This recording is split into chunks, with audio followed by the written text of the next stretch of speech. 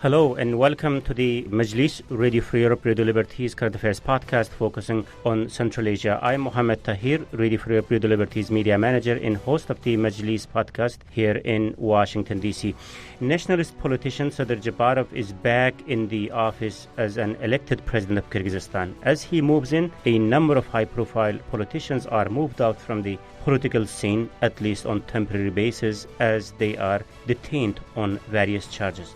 The number of ministries were cut almost by half. Japarov saying as a reason being that the country doesn't need that many ministries. New ministers consist of some old and some new faces, but all belonging to Japarov's circle of trusted lieutenants. Meanwhile, another round of referendum is planned on constitutional reforms, which expected to land him more power, but he is not waiting for the referendum to be over to put his stamp on what his Kyrgyzstan should look like. So on today's Majlis podcast, we are here to discuss what is it President Japarov has been doing since his election and what does it all tell us about where he wants to take the nation. To discuss all these, I'm joined by Sania Toktokaziba, constitutional expert based in Bishkek, Colin Wood, Central Asia writer for The Diplomat, who's currently doing her PhD at the Columbia University, Bruce Pannier, the editor of Radio Free Europe, Radio Liberties Central Asia blog, Kishlok Owazi. Thank you, colleagues, for joining us today.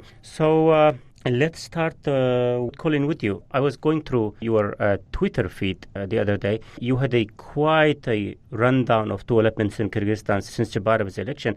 As you mentioned in your tweets, it's been a head-spinning couple of weeks. So what are the high and lowlights of those developments from your perspective? Yeah, thank you for the question. So it's only been a little more than a week since Japarov was sworn in as president, but already so much has happened and so much has changed within the government. As you kind of hinted in the intro, a lot of his efforts have been directed at reshaping Kyrgyzstan's bureaucracy. So it went from 48 executive bodies, so including ministries, but other bodies within the government, from 48 to 16. So just a huge slash and burn of the structure of government. And I think what's hard to analyze about this is, on the one hand, it makes sense from a governing perspective. Kyrgyzstan is a poor country. It is a country that really struggles to deliver public goods and services to its citizens. And having such a bloated bureaucracy is really expensive, ineffective, and leaves ample opportunity for corruption.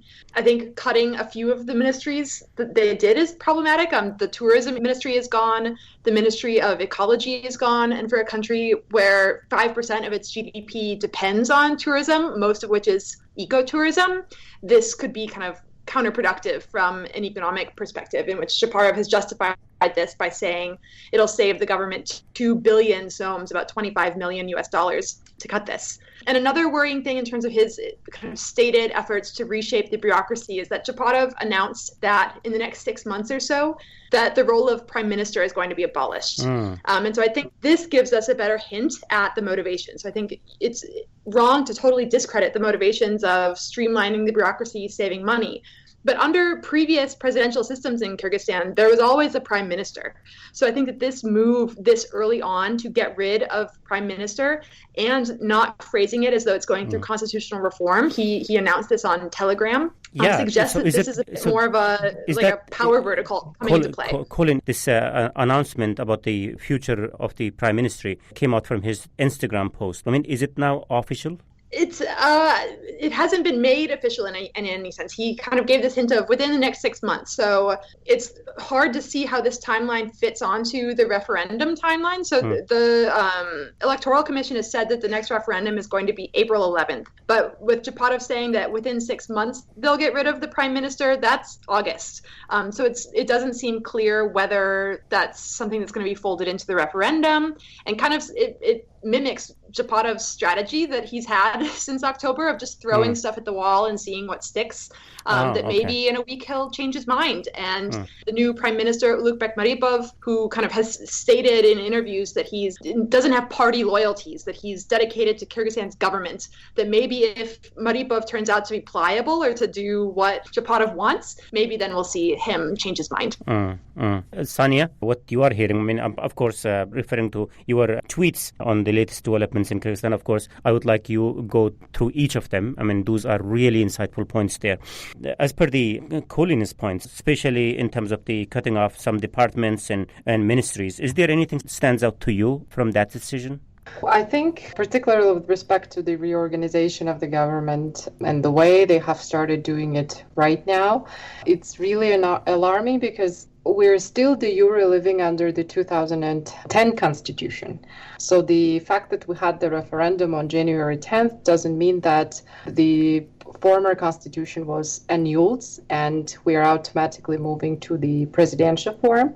Not at all. So procedurally and formally, all the requirements must have been fulfilled. But despite this fact, we see that the way how the new government is being formed, that it looks like more formality from this side of the parliament, but clearly an active involvement of the president. However, according to the constitution, President de jure still do not have the right to form the government. It's within the basically prerogatives of the Jogorku. But it already means that generally the narrative and the mood in Kyrgyzstan, it's like as if we had already adopted a new constitution. But generally, I think it is also important to highlight the facts or the gross violations that are happening around the constitutional reform. Particularly, like from the beginning, the group of lawyers, we have been insisting that the sixth convocation of parliament, it's illegitimate. They have artificially extended their term by passing the law on October 22nd. And plus, not only they have extended their term, but they have started a constitutional reform. However, according to the constitution, they don't have right to do that because they have expired already. And it was confirmed by the Venice Commission in their amicus curiae. But then we also have a de facto replacement and substitution of the entire text of the Constitution, not an amendment. However, according to the rules of our current Constitution, we only can introduce amendments. We cannot substitute or replace it entirely, which is already a second gross violation. Wow. And then the third is the Constitution of the Constitutional Assembly that was done by the acting president, Talant Mamutov. He did not have the right to do so because according to the Constitution, president do not have the right to initiate constitutional reforms. So, and then the draft Constitution, perhaps we will talk about this content later. It contains a lot of proposals that are generally incompatible and not accepted under the democratic states. It has a lot of serious conflicts and contradictions at large. And I think the outrageous things that is currently happening is several weeks ago, a number of MPs have initiated a draft law which allows them to adopt the law on appointing the referendum on amendments to the Constitution without public hearing and in 3 readings simultaneously.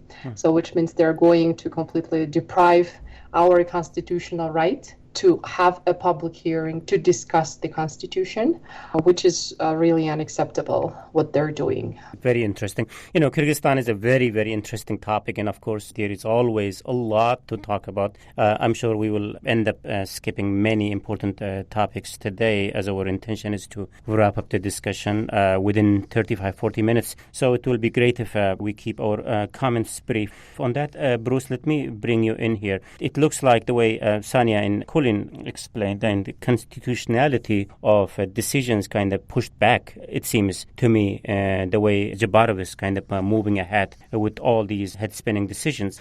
So the same question to you, in fact. I mean, what stands out to you among the decisions that he has taken over the past week or so? Yeah, I mean, you were right by saying it's happening so fast, and it's just really confusing to figure out where he's going. Yeah, well, obviously you can see he wants all the power and stuff, but I mean, he's suggesting, as Sanya pointed out, some of this isn't formalized yet, but he's suggesting all these changes, radical changes in the way the whole country is run. And at the meantime, there's all these questions about the legality, legitimacy of these decisions. I'm like, this is like planting landmines along your route or something. You can't help but think that a lot of this is going to come back in a few months, where people start to say, wait a minute, how exactly did that get passed again, and what was the process there? Other aspects of his rule that have kind of been disturbing to me was, of course, the detention of a lot of politicians, 2 of whom were presidential candidates in the last election too. This in the run up to his actual inauguration, three fairly prominent figures: the former head of the security service, former deputy interior minister, the former prime minister, and some of the charges against him. In the case of the former security chief, Sadyr Japarov, there's probably some legitimacy to that, but the timing was real bad with that. The charges against the former deputy interior minister, Kursan Asanov, as far as I could tell, was that allegedly he seized the interior ministry building in Bishkek when in fact the guy that was in charge of trying to keep law and order at the time told him to go and do that. It seems like a ludicrous charge.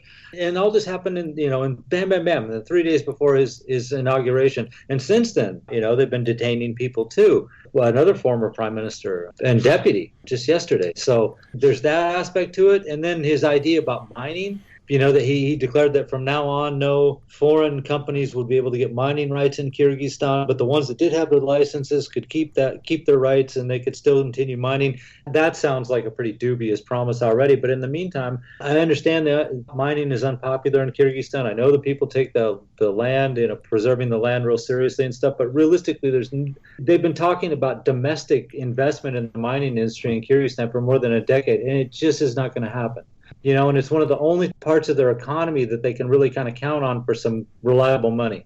So I don't know where he's going with that. And like I said, after he said no more foreign companies, if I was a foreign company that was operating in the country, I would be concerned about what my future was. And this is certainly a bad investment climate for anyone looking into Kyrgyzstan and trying to figure out if they want to sink money into some project. Yeah. Bruce, can I draw your attention into the points that earlier Colin was raising in terms of the cutting off those departments and ministries? Is there anything stands out to you there in terms of what ministries he's cutting off or the departments he's cutting off, and does it show anything about his intentions going forward? Tourism, yeah, I agree. Yeah, well, why would you cut the tourism ministry? That's Kyrgyzstan has been billing itself for this great place, and they've been getting a lot of good publicity in international journals too, about what a great place it is, and come and visit. Generally, when I heard he was cutting ministries, I just kind of shook my head. And they've done this, I don't even know how many times. Someone comes in, they cut the ministries, they add some back, or take one that's been cut and combine it now with an existing ministry or something. So it's like inhaling and exhaling, almost. I think it's temporary. So you think it's temporary? I don't. Like I said, they've done this before. But that's always one of the solutions to cutting government spending. So temporary in a sense that the next government might restore those ministries. But like I said, even this government depends on how long this government lasts. But even this government could rethink that and decide that they're going to combine, the tourism ministry with the financial ministry or something like that all of a sudden. Kind of bring it back, put it in a position where it could become a full-fledged ministry again later. But like I said, I've seen them do this before. His reasoning being like Kyrgyzstan doesn't need too many ministries. What was that, 22 or something? So Kyrgyzstan doesn't need that many. Maybe he is right. But he was also saying like more similar decisions in the pipeline. At least this is what I get a hint from his comments, that more might be in the pipeline going forward. Colin, what was your reading into that aspect? Yeah, I think it seems like, his announcement of this was a Facebook post in which he used his phone to take a picture of two pieces of paper, kind of mapping out the bureaucracy with handwritten notes before and after in Kyrgyz. So it doesn't strike me that it would be that hard to just print out a new map of a new bureaucracy setup. Or I guess your question of like which ministries stick out to you, and looking at the map, it seems like there's a lot just trying to make security. Yeah, just trying to make logic of what he's really doing with those ministries. Yeah, so a lot of the ministries that are there, it's health, it's internal security, it's internal justice. That it doesn't strike me as super surprising then that this anti-corruption campaign of arresting former politicians, it seems to map onto itself. And I think similarly you can read the restructuring of bureaucracy either as a streamlining governance or as this more cynical creation of a power vertical. I think that you can read the arrests of these former authorities in a similar way. I think that it's not a lie to say that people who are being arrested on charges of unlawful enrichment or embezzlement, and it's not a stretch to say that in the game of like magical chairs that high-level bureaucrats play in Kyrgyzstan over the last 20 years, many are probably implicated in shady dealings, and these calls for lustration are not out of the blue.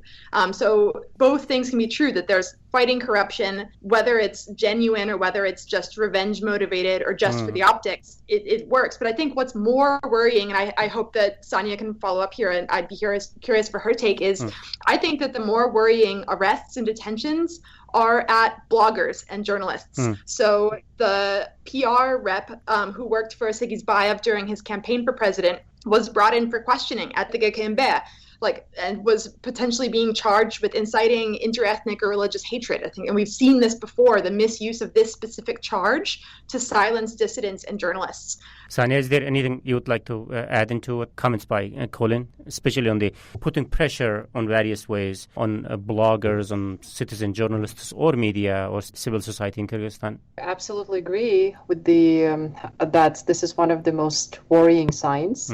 What has happened like a few days ago with the bloggers. So there was the search and seizure and potential article that is going to be used against them. It's the interracial and religious hatred. This is really problematic article in criminal code. As for the basically merger of all these ministries, I think one of the important thing that we need to also carefully look at is the merging of the governmental register office with the Ministry of Interior. And we noticed that a lot of militarization of civil governmental units that the civil society of Kyrgyzstan has fought for so many years. And we have achieved this civilization of the governmental units, but now again going back to this militarization. This is really terrible because within the Ministry of Interior, when all this GRS and other parts of the government were part of, particularly issuing the passports, there was a huge corruption schemes. And I really doubt that this is a good idea to bring it back again. And frankly speaking, sometimes I have an impression that Sadyr Japarov wants just to rehabilitate all this governmental structure while he was working during Bakiyev, before he went to prison. Maybe this is the only governmental structure that he knows and he got used to work with. So we don't know, but I personally don't see any logic behind them other than the attempt to basically concentrate the power around himself and create this power vertical. And this is really worrying. To follow up on what you have been saying, like most of his decisions, aside from the legality of that, often appears to be kind of populist. How the reaction has been so far by the people to the changes that has taken place? The reaction was very different. Like the mostly progressive side of the population have taken it in a way of ridicule, and we see a lot of memes coming up with all these decisions about merging and remerging of the ministries. But majority of his supporters, they like this populistic idea. They believe that he's doing it in order to feel kind of this deficit in the budget, that they believe that we don't need all these ministries at all. But this is not how reforms actually work. You cannot make reform by cutting ministries, right? And merging the ones that can not be merged at all. But I think now we have this euphoria in Kyrgyzstan, especially around his supporters, and he does really have this, especially in the regions, a big support.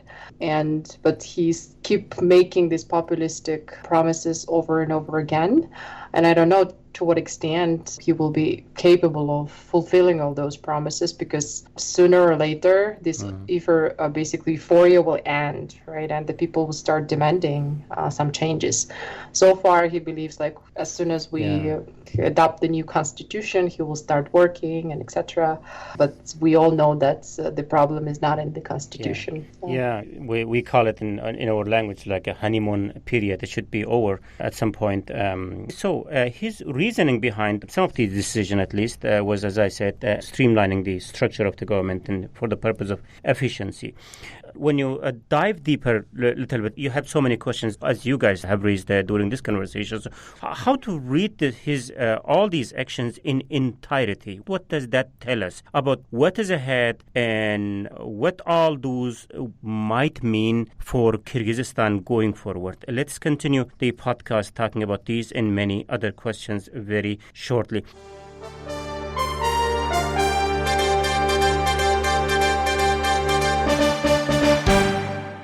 first, let me recap the debate that today on the Majlis podcast. I'm joined by Sanya Tokhtugaziba, constitutional law expert, joining us from Kyrgyzstan, Bishkek. Colin Wood, Central Asia writer for The Diplomat. Bruce Pannier, the editor of Ready for Europe, Radio Liberties, Central Asia blog, Kishlok Owazi. I'm Mohammed Tahir, Ready for Europe, Radio Liberties media manager and host of the Majlis podcast here in Washington, D.C., and we are trying to make sense of President Japarov's early steps after his election as the president. So let's start with you, Colin. So given all his early steps that we've been talking about, when you put all of them together in one basket, I'm trying to put you in the box of a sociologist maybe here. So what kind of Kyrgyzstan he appears to envision? Yeah, it's funny that you asked the political scientists at first, that I think a lot of social scientists are loath to make concrete predictions. But I think what I would say about his strategy and what we can maybe predict out in the next few months or year is that I wrote this in a piece for The Diplomat, that his strategy can be summed up as throwing spaghetti at the wall and seeing what falls down onto people's ears. Borrowing from the Russian phrase that to put noodles on someone's ears is to trick them or lie to them or deceive them. That's a tactic. That's a tactic, Collins. Yeah, but that's his tactic. The bigger picture behind that. Bigger picture behind that. What he's really thinking. What drives him? What has struck me about listening to a full range of experts on Kyrgyzstan has been a kind of unified puzzlement over the origin of his wild rise to power, the motivations of his wild rise to power. I think what's really interesting about Japarov is how he's using discrete political tactics in different regions of the country. When he was going to southern oblasts on his tour while running for president, well, I guess technically he was still president, so he wasn't officially campaigning at that point, but it was effectively a campaign visit, kind of talking about the unity of the regions. All 7 oblasts are one Kyrgyzstan. Making claims to Soviet-era leaders who made a big deal to kind of emphasize the Kyrgyzstan-ness of the nation. But then when he is in Issyk, his home region, he's really leaning into the kind of native son element, as Oksana Ismailbekova wrote for an Open Democracy piece. So I think the fact that he is able to wear different hats and kind of like different narratives over belonging in Kyrgyzstan, he gets that there isn't a kind of single populist or like ethno-nationalist message that's going to work in all corners of the country, which shows a really like savvy, if not worrisome, strategy. But so I think what makes it difficult is the inclusion of all of these kind of social norms to be enshrined in the Constitution. Granted, all that we have to look at or judge this based on is the 61 amendments that were first put forward back in November. We're not 100% sure if those specific amendments are going to be what the new Constitution looks like when people vote on it. But a lot of those included things of trying to put into law the social mores of the Kyrgyz nation. And I think when trying to cross from the Constitution as a legal document, as a legal field, into the Constitution as a document that enshrines Kyrgyz stateness and Kyrgyzstan nationhood is where trouble starts to come in.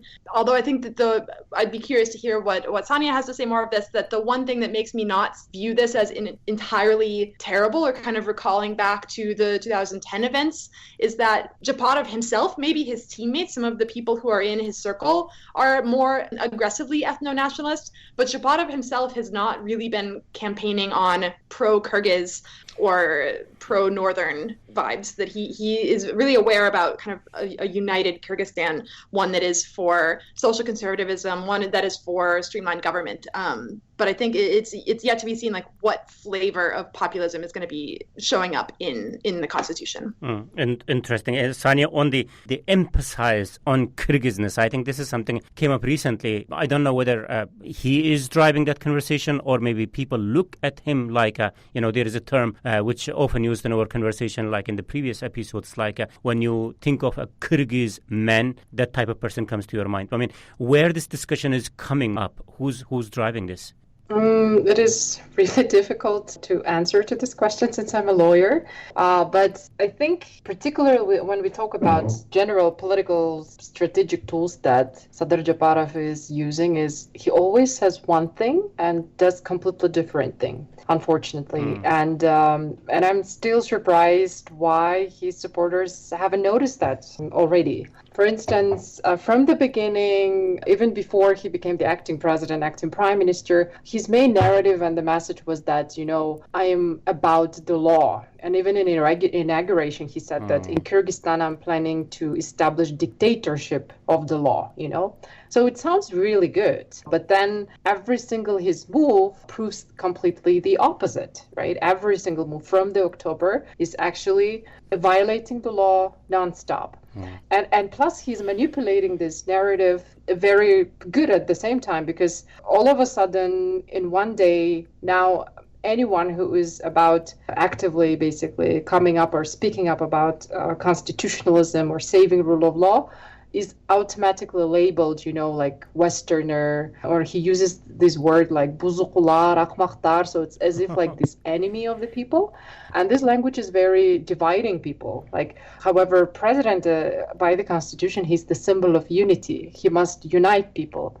And this is, I think, very destructive right now, because Kyrgyzstan is really polarized. If before, we had division by the regions and then the rural places and the Bishkek and etc. Now, all of a sudden, we have this, enemies of people, Westerners, and then the real patriots who care about Kyrgyzstan and etc.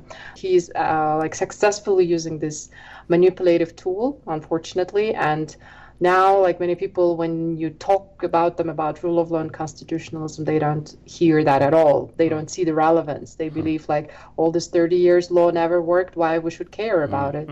So that's why this is really, and I agree with Colin that he's smartly using all these strategies. Yeah. We've never had such a president before using all these strategic, political, technological tools so effectively. That's why it makes it so difficult to understand or find out the root cause, who is behind him, or what is it that he really wants, or where is it that he's heading Kyrgyzstan to? That's kind of $1 million question that we have been asking since his rise to power. Bruce, when it's a tough game, that what we are doing now, let's try to read his brain as to his motivation from the perspective of the type of people that he is going after in terms of detaining, and the type of slogans that Sadyr mentioned he's putting out, like polarizing slogans.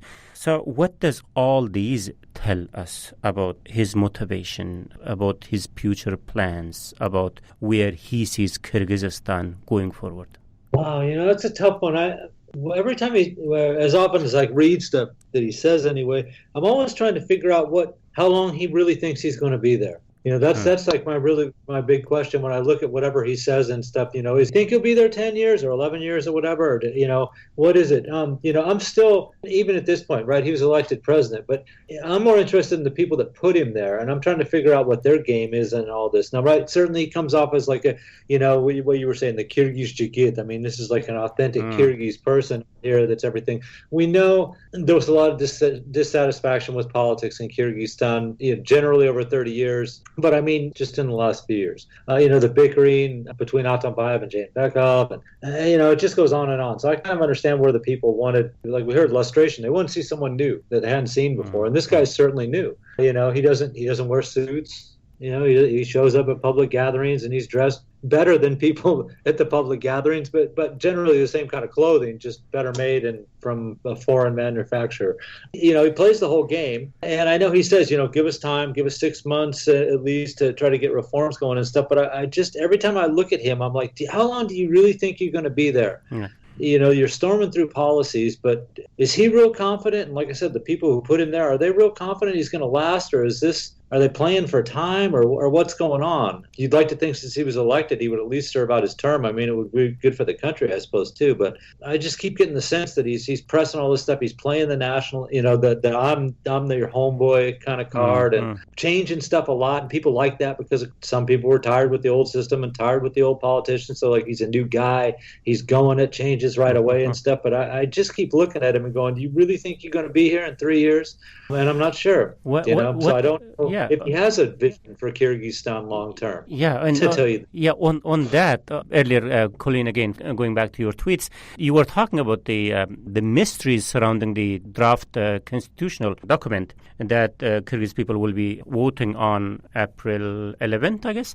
So, of course, there's a mystery part of that. But again, when you put that project into the mystery that we are talking about, his intentions, his motivations in terms of where he is trying to take Kyrgyzstan, where that constitutional draft fits into this question.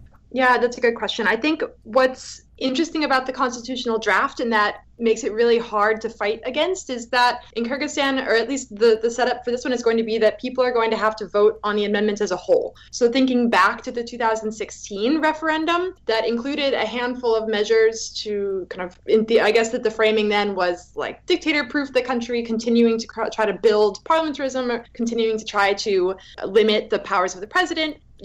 Although they were, I think at the time, disingenuous, given Nazarbayev trying to protect himself. But hidden in there were also a handful of measures on, marriages between a man and a woman, like these more social things. And that people who maybe wanted to vote for the political procedural measures, but didn't want to vote for the social measures were stuck.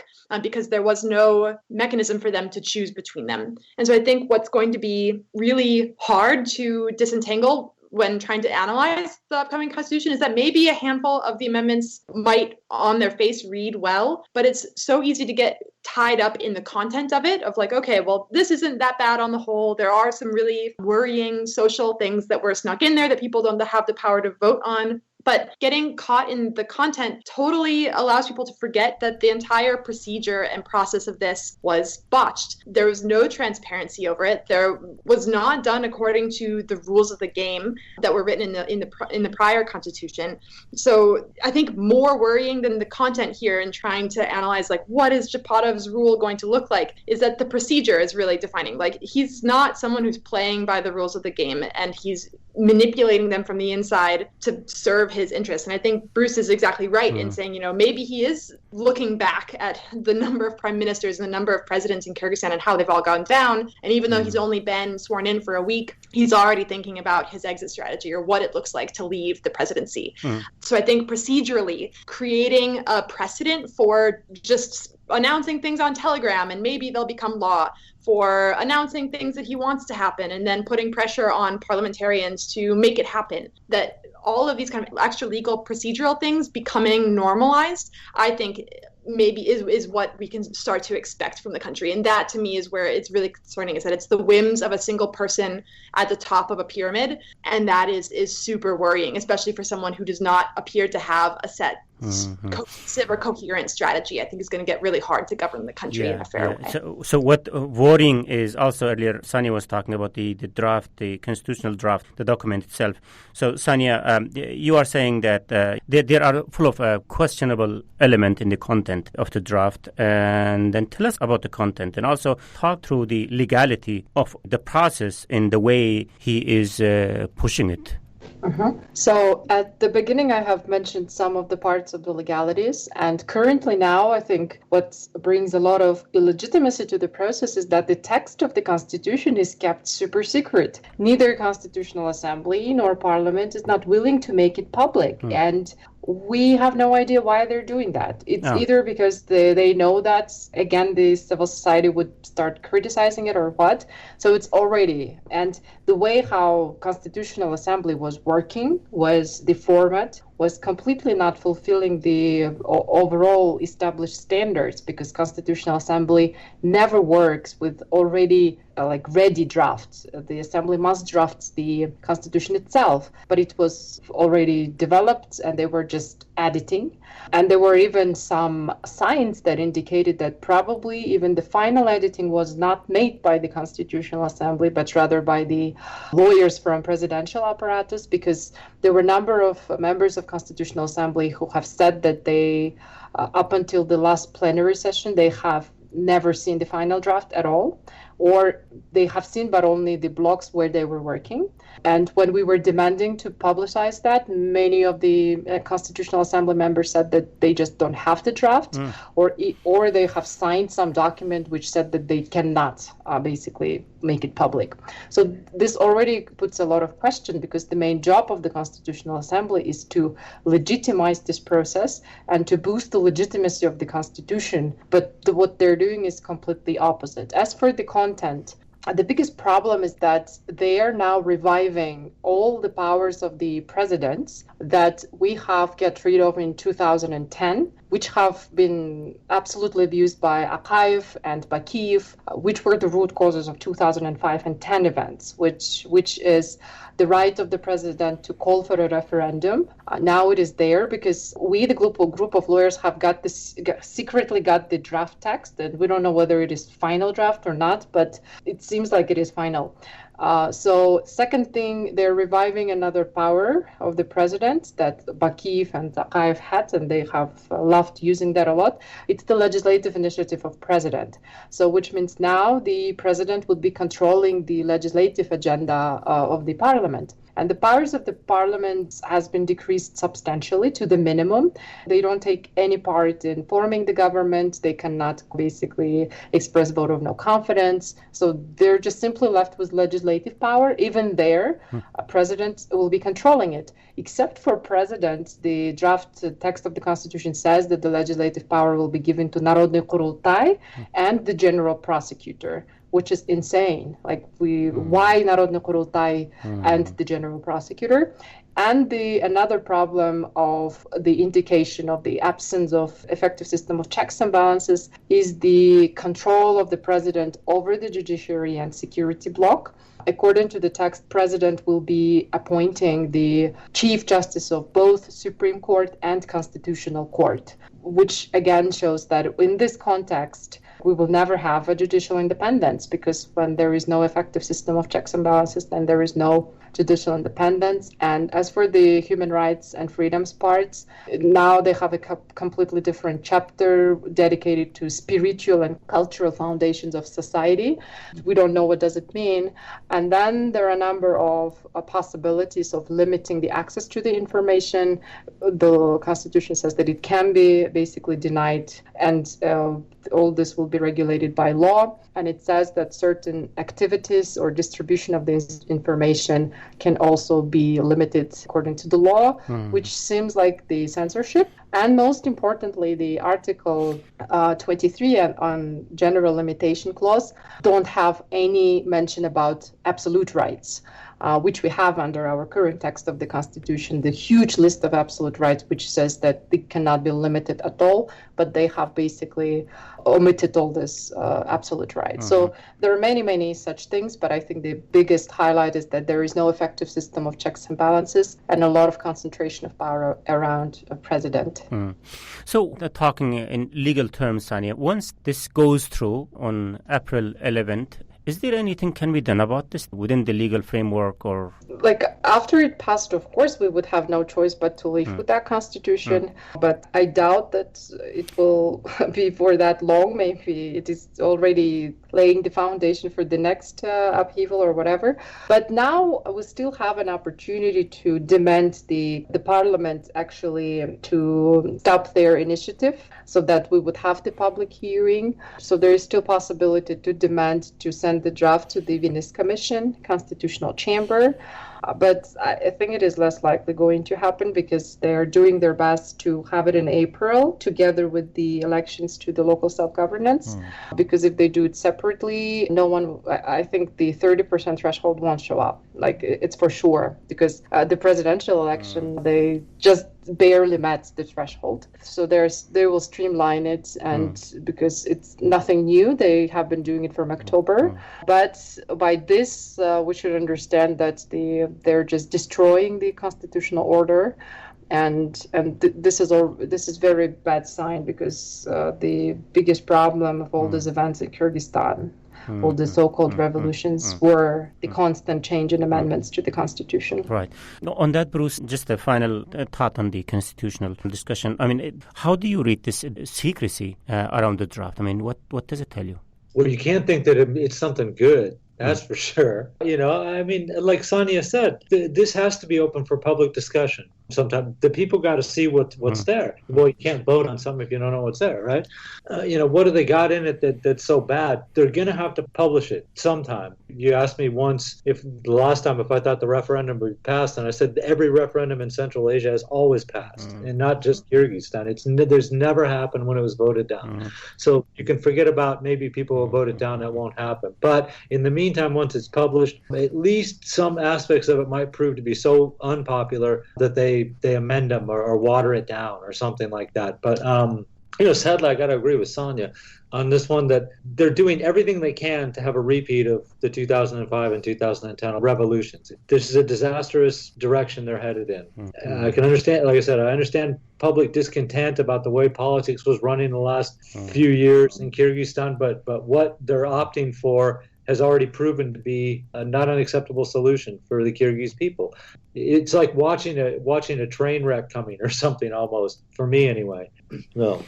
Yeah, again, constitutional referendum or the type of decisions that he is taking these days in terms of restructuring or streamlining the government, as he says it, Kyrgyzstan is going through lots of other challenges. So let's see how much of a honeymoon period he has and what the ultimate reaction might end up being by the people.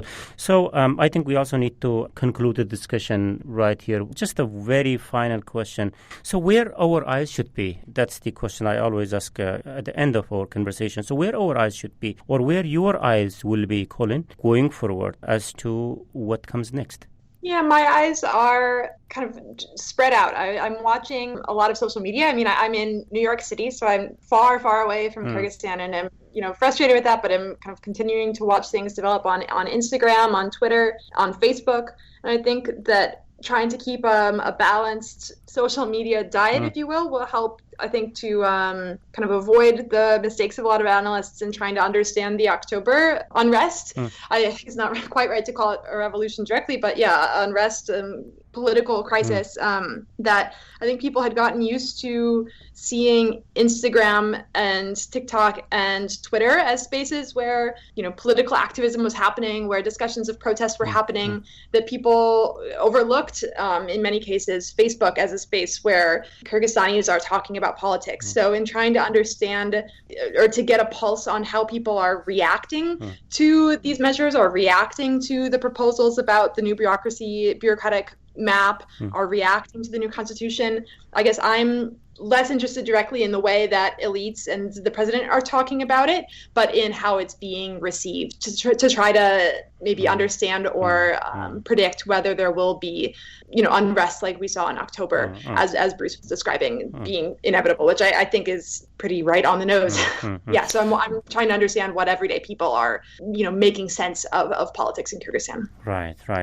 Okay, if you guys want to say something briefly, Sonia and Bruce, again, on the same question, is there any particular thing or things that you will be looking at, watching at in a couple of weeks to come or months to come? So definitely my eyes will be in the process of constitutional referendum. And besides that, I think we also should be aware of the fact that right after the referendum, number of big laws would be adopted, particularly the law on elections of deputies, the law on constitutional court, and etc. And this is where most important things will be decided. Because constitution, the way how I look at this draft, it has a lot of provisions which says that this would be regulated by law. For instance, it says that only 90 deputies in parliament, but it doesn't say by which system, so which means it would be regulated by law. And I think number of drafts are already there, particularly on the law on constitutional court and etc. So definitely my eyes would be on them. Because most of the time people don't pay attention to that. But the real problems are actually within the law. So that definitely I would be watching them, and entirely the constitutional referendum and the process, and the way how all these laws are drafted, by whom they're initiated. So this would be my priorities to upcoming months. Right. Bruce, any last word from you? Socioeconomic conditions, without a doubt. I think that's where it'll, you guys promised a lot, but at the end of the day, you can't fool people. They already hinted the other day that they're probably going to start increasing utility rates 10%. They might have to do it 10% every year. That's the people. Some of the people that voted for him were thinking he was going to wave a magic wand and everything would be all right. This is going to be a tough year. The coronavirus, like I said, some of the things he's done are toxic for foreign investment. So he's going to have a hard time there. They already are donor dependent. It's going to become even more so. And if they can't provide the basics for people, I think that it'll snap real quick. Right. Okay. With this, unfortunately, we have to conclude the conversation here. Thank you very much, Bruce Pannier, the editor of Radio Free Europe, Radio Liberty, Central Asia Blog, Shlakuwazi.